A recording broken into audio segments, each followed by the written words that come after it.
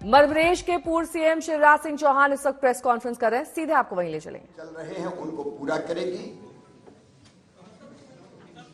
लोक कल्याणकारी योजनाओं को लागू करेगी और प्रगति और विकास की दृष्टि से मध्य प्रदेश नई ऊंचाइयां छुएगा।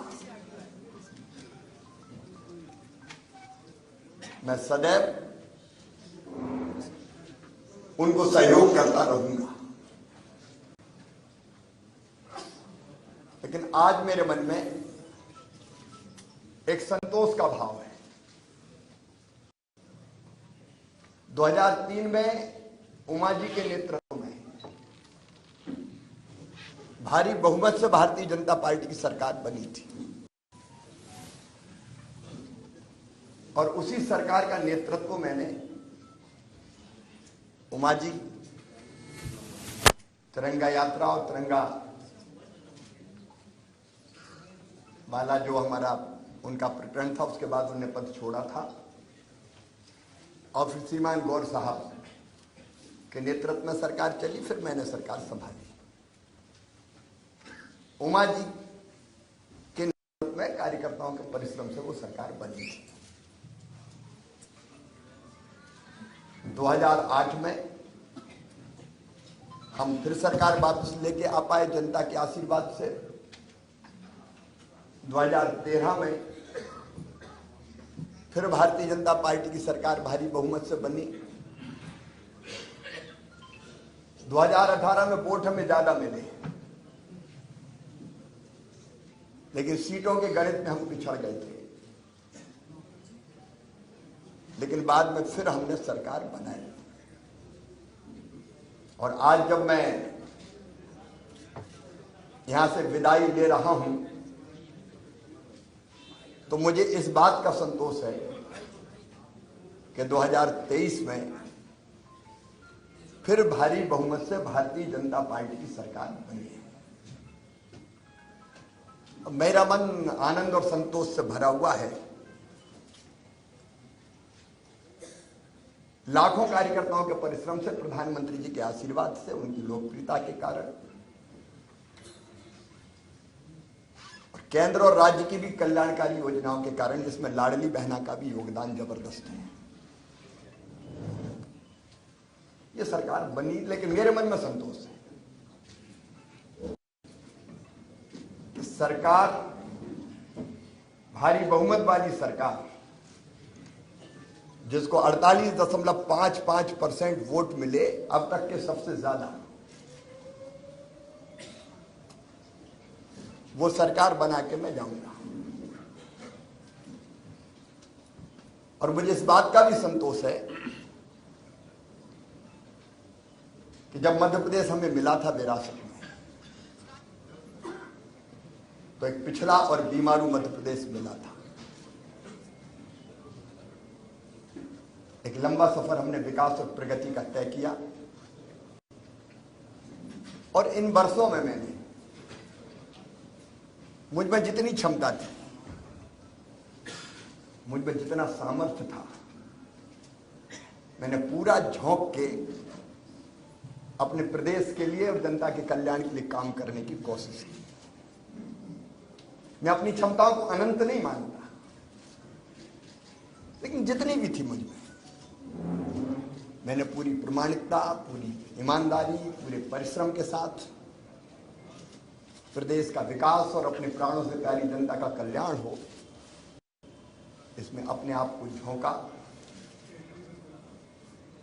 कर्ज वाली सड़कों से शानदार हाईवे वाले सड़कों का प्रदेश मध्य प्रदेश बन गया। अंधेरों के घेरों से निकाल के उजालों की नई दुनिया में हम मध्य प्रदेश को लेके आए। कृषि के क्षेत्र में चमत्कार हुआ है, आप सब जानते हैं, मैं नहीं विशेषज्ञ कहते हैं। 159 लाख मीट्रिक टन से उत्पादन बढ़ के 619 लाख मीट्रिक टन हुआ। एग्रीकल्चर ग्रोथ मध्य प्रदेश की चमत्कृत करने वाली है और वही मध्य प्रदेश की आर्थिक प्रगति का फिर बड़ा कारण बनी। 11,000 रुपया पर कैपिटा इनकम से हम 1,40,000 रुपया तक लेके आ पाए। 71,000 करोड़ की जीएसडीपी को हम बढ़ा के आज 14 लाख करोड़ के पार ले गए। इंडस्ट्रियल ग्रोथ रेट भी हमारी 24% पहुंच गई। और सामान्य शब्दों में अगर मैं सोचता हूं तो भट्ट सुअर से हमारा सफर यहां शुरू हुआ था, उससे मेट्रो ट्रेन तक का सफर हमने तय किया। टपरे वाली आईटीआई से हम ग्लोबल स्किल पार्क तक पहुंचे। मेडिकल कॉलेज नए हो या सीएम राइज स्कूल हो, टूरिज्म के क्षेत्र में काम करना हो या सांस्कृतिक पुनरुत्थान का एक नया दौर प्रारंभ करना हो, जिसमें महाकाल महालोक से लेके देवी लोक और एकात्म धाम जैसे केंद्र स्थापित हुए, ये सारे काम मेरे मन को संतोष देते हैं और लगता है कि हम कुछ सार्थक कर पाए। लेकिन इसके साथ दो चीजों का उल्लेख मैं और करूंगा। एक, महिला सशक्तिकरण मेरे लिए वोट प्राप्ति का जरिया नहीं है, मेरी अंतरात्मा से निकला। क्योंकि बचपन से मैंने बेटियों की अपने गांव में ही और बहनों की दुर्दशा देखी थी। बेटियां कोख में मारी जाती थी, उस पीड़ा ने जन्म दिया लाडली लक्ष्मी जैसी योजना को। उसके पहले भी कुछ पत्रकार मित्र जानते हैं, जब मैं कुछ नहीं था तब भी मैं बेटियों की शादी करता था। मैंने सोचा नहीं था कि मैं कभी मुख्यमंत्री बनूंगा। ये तो भारतीय जनता पार्टी ही ऐसा दल है जो साधारण कार्यकर्ता को उठा के ले जाती है। मेरी कल्पना नहीं थी, लेकिन बनते ही लाडली लक्ष्मी कन्या विवाह, 50% रिजर्वेशन स्थानीय निकाय की, गवर्नमेंट सर्विसेज में 35% तक रिजर्वेशन को पहुंचना हो, या संपत्ति की खरीद में स्टाम्प की कमी हो, या फिर लाडली बहना जैसी और संबल जैसी योजना हो। वो योजना बना के अपनी बहनों की जिंदगी में और बेटियों की जिंदगी में हम खुशी के पल ला पाए। और लाडली लक्ष्मी जैसी योजना से सेक्स रेशियो में परिवर्तन आया, वो केवल कागजी नहीं। और जब 2017 में मैंने आहार अन्न योजना शुरू की थी बेगा भारिया शहरी, अपनी बहनों की जिंदगी में और बेटियों की जिंदगी में हम खुशी के पल ला पाए। और लाडली लक्ष्मी जैसी योजना से सेक्स रेशियो में परिवर्तन आया, वो केवल कागजी नहीं रही। और जब 2017 में मैंने आहार अनुदान योजना शुरू की थी बेगा भारिया शहरिया बहनों के लिए, और जब पोषण का स्तर सुधरा तो वो लाडली बहना की आधार अगर बनी तो वो योजना बनी। और उसके कारण भी बहनों की जिंदगी में जो परिवर्तन आए वो अद्भुत है। और दूसरा,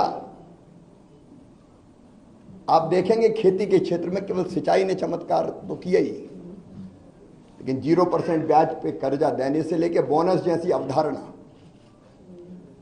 लाभकारी मूल्य देने के लिए हमने शुरू किए। और किसानों के लिए भी हम काफी काम कर पाए।